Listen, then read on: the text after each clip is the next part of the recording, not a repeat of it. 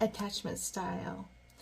This is something that is formed when you are a child, and it is your basic attachment, the way you will handle adult relationships, based on the amount of, care and attentiveness you had from a caregiver as a child.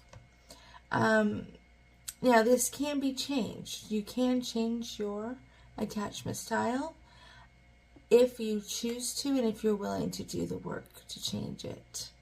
Otherwise, there are four basic, the most common types of attachment styles, and figure out which one you are. It's important to know moving forward, especially if you're dating or, early on in a relationship, that you understand yourself so that you can make it easier for your, potential partner or your partner to manage you. And I like to say it that way because that's kind of how it ends up being. Anyway, number one is the secure attachment. This is the one that is the most grounded, the most healthy, kind of just down the middle of the road, capable of having a healthy relationship, has a good vision about relationship and trust and communication. So that's the secure attachment. Next one is the anxious attachment. And this is the one that they believe that everybody will leave them.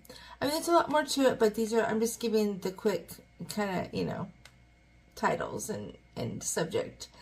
But anyway, it's on the video and it's also on the website. So, but yeah, in anxious attachment, they believe everybody's going to leave them. So they need a lot of reinforcement, so it's a difficult struggle. It can be, but it can be done, And then we have the avoidant dismissive attachment. Now, this one is super independent. They only trust themselves and they rely on themselves and they believe that. And it sounds great, but it's really difficult to manage it from the other side because it's typically someone who won't allow anybody to get really close and they won't allow themselves to be vulnerable in that relationship. So you have to kind of, be careful with that and kind of, pay attention to that because you just never know. The last one is the fearful avoidant attachment. This is the rarest one and it's also probably the most difficult to deal with from an outside perspective. And this is the one who is a, push and pull, push and pull, push and pull. I want love, I want a relationship, I want closeness, but I don't. Push and pull, push and pull. And that weighs heavily, it does on people and it's exhausting.